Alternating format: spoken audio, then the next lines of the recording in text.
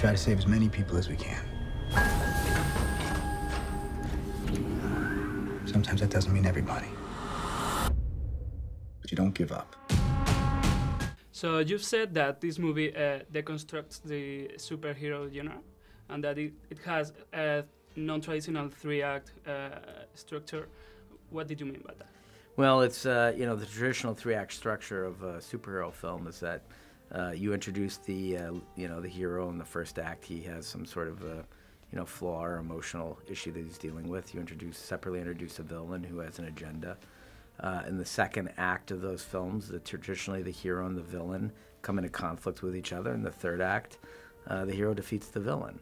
And this is a movie where the hero, the film Captain America, never actually even confronts the villain of the movie. So it's about emotional choices that the character makes, and it's taking two of the heroes of the Marvel Universe and putting them in complete conflict with each other. So in that respect, it subverts your expectations about what a traditional superhero movie structure is. I'd really want to know how much of this film is yours as creators and directors, and how much of it is it's from a larger plan of Kevin Feige's plan. Marvel has. Here's the thing about Kevin, and I think this is why he's so good and so effective at guiding the Marvel Cinematic Universe, is he has a very strong attitude of one movie at a time. You know, he doesn't get himself too far ahead. Even though there's sort of many thoughts about where things could go, nothing's sacred, so to speak, because he likes to give the space to every movie and all the filmmakers to make each movie everything it wants to be without having to like hit a mark. And I think that's part of the reason why Marvel's been so successful, because there is a lot of freedom in terms of what each movie can be. Guardians of the Galaxy is very different from Ant-Man, it's very different from Avengers, it's very different from Winter Soldier, etc. These movies are all distinct voices and distinct visions for where these characters can go and what these stories can be. And I think that's been largely the recipe for success. You wanted Spider-Man all along, even when Marvel didn't hold the rights. What would you have done if you couldn't use that character?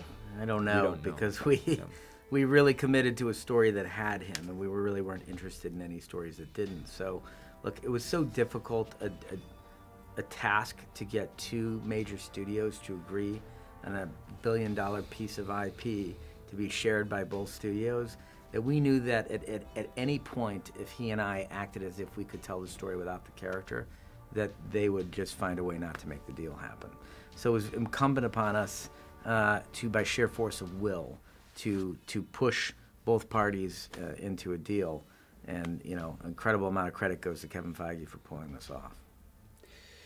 I've heard that Kevin Feige was on board with your, say, radical ideas once Warner announced Batman v Superman. Is that right? No. What's I mean, no. It was never related to Batman versus Superman. I think, you know, the process was always, where do we want to take Captain America in his next movie? You know, it's like, for us, the thing we love about Captain America is he's a very strong character, physically and morally. And it's like, how do you test a guy like that? So for us, the most exciting road forward in terms of testing him was like, well, let's turn his friends on him and see how Cap reacts to that. For us, it just became the most exciting version of where we could take the character. The other thing we loved about Civil War was we liked the idea that Captain America was basically introduced in the first Avenger as a patriot. In this movie, we're taking him to the place of insurgency. And that was very exciting. And Civil War gave us the ability to do that at a narrative level. So that's how we were led to Civil War on a storytelling level. It was not, there's no sort of like, I think Marvel would be far less successful at what it was doing if it was being reactive to what other people do. You know? Can you tell me how the events of this movie are going to be reflected in Infinity War? Civil War isn't finished, obviously. There's an incredible amount of fallout at the end of this movie. The characters are left in an extremely divided place, and you know, we thought interesting storytelling would be, which is why we felt that Civil War would be a really good story to tell for the third Captain America film, is because it would really set up Infinity War, where you've got the Avengers as fractured as they've ever been, and the greatest threat to the universe is coming at them. And can they repair their relationships? Should they repair their relationships? Will they repair them in time? Is really the question. Okay, you said you had to ask for more money in this movie, and you couldn't say what it was for because it would be a spoiler. Can you tell us now?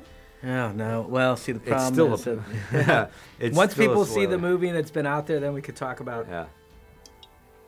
It's, what we had to go back and ask for. well, part of the thing, we can't talk about one thing because people know that Robert Downey Jr. is in the movie and Iron Man is in the movie. Certainly that changes the financial equation of a movie. So Captain America 3 did not necessarily have that character in the movie, so that was a creative choice that we made, that the studio had to change their financial model for the movie in order to accommodate. And they liked they loved our creative vision for what that was. Robert Downey Jr. wanted to be a part of it when we pitched it to him, so the studio was able to work it out financially. But that's one example, but there are others. Yeah. You're not gonna tell me. Not yet. Can't. Yeah. Okay. Maybe in a few months.